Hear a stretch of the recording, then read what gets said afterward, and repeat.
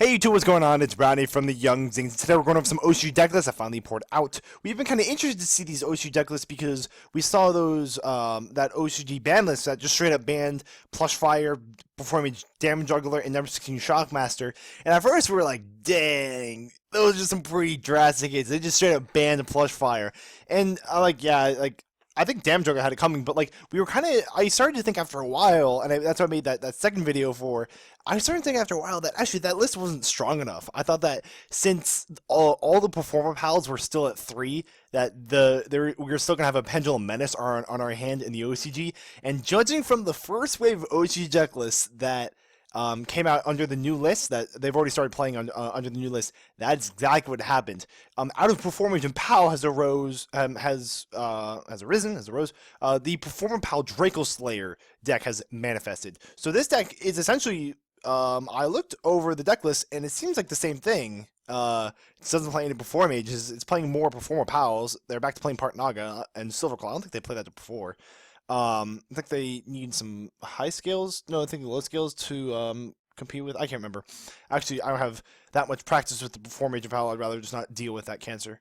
But this deck, holy crap, this deck is gonna, guys, this deck is just gonna chokehold the game once again. OCG, guess what your ban list did? It didn't do anything. Okay, yeah, okay. I'll be honest, it's gonna be better.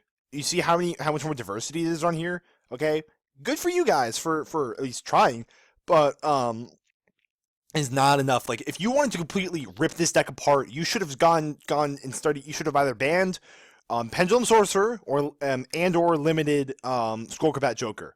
That's what you should have done. And I told you, Skullcombat Joker, Pendulum Sorcerer, and Monkey Board all at 3 is a fully functional deck. And guess what proves that? Not only all these Perform Pal Draco Slayer decks, but all these other Perform Pal mini decks. They have Perform Pal Infirmity, Perform Pal Magispector. There's another one, Perform Pal lots. I think that might be it. Perform Pal and Pals. What the heck's that? It's just they're trying. No, that's not legal. Um, that's you can run the Perform Pals and anything, and it works. It's a fully functional deck, and you know what? It's only going to get worse because we have in Shining Victories. We're going to be getting Odd Eyes Unicorn, Perform Pal Odd Eyes Unicorn. It's a generic scale 8, and even though it's not like that batshit crazy like some of these other Perform Pal cards, it's really, really good because it just finishes off some of these cards. It's a generic scale 8 that's a Perform Pal, so not only can you search with Sky Iris, but you can normal summon Skullcombat Joker, search Monkey Board, and Monkey Board will search this card. So now, thanks to resolving Skullcombat Joker, you have a generic 1 through 8 scale. Or vice versa. If you have Monkey Board, you can search Skullcombat Joker, summon Skullcombat Joker, activate, search Odd Eyes Unicorn. Now you have generic 1 through 8 scale. That's really, really good. And yeah, so it's only, there's no way to go but up, or technically down if you're going towards hell. I can't really figure out which way that is.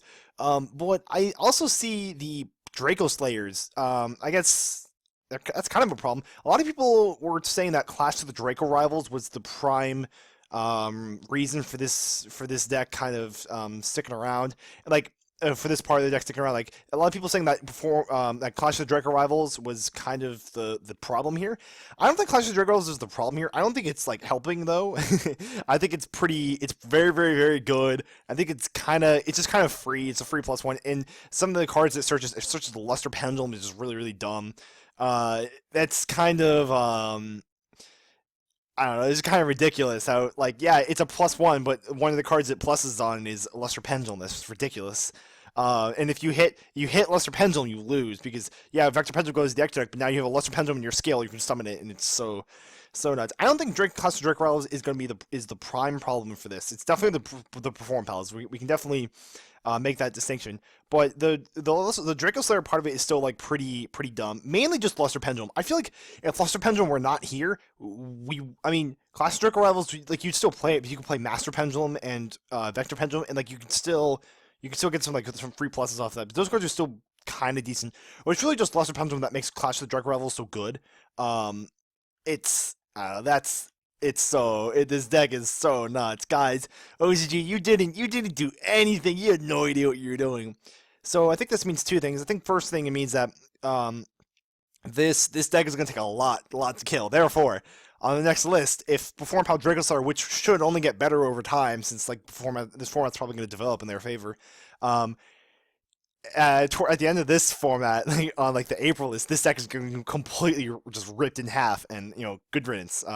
Hopefully it will. I guess the last thing I noticed though is that with I saw Horizon play Liberating Ariadne. They started playing that card again because they banned Shockmaster. They didn't when we first figured out that you could use Ariadne and kill it with Luster Pendulum, and its effect would trigger, and you could start to Solemn Notice, and then you could do it again and again because it's not once return for some reason. Yeah, that was really good, but they stopped doing that for a while because Liberate Ariadne was kind of outclassed by Shockmaster, because why would you just search Solemn Notices if you can just shock your opponent and win that way? Shockmaster kind of did it kind of locked your opponent out better. That's why Liberate Ariadne wasn't necessary. However, since Shockmaster has now been banned, they're going to probably be back to playing Liberating Ariadne to search out those Solemn Notices, which is pretty crazy. For the TCG, I'm going to assume that means that's probably going to be a very established strategy here. Like, they're definitely going to be, that's definitely going to be a popular strategy here, because we have Shockmaster, so we're going to be searching Solemn Notices of Liberating Ariadne all day. That's just absolutely nuts. Perform Ball here, that's the last one. All right. When will the performing ever end? Oh my gosh, this deck. Oh well, so much for that. Thank you guys very much for watching. Let me know what you guys think in the comment section below. It's some pretty scary stuff. Send get well cards to Japan. All right, see you all next time.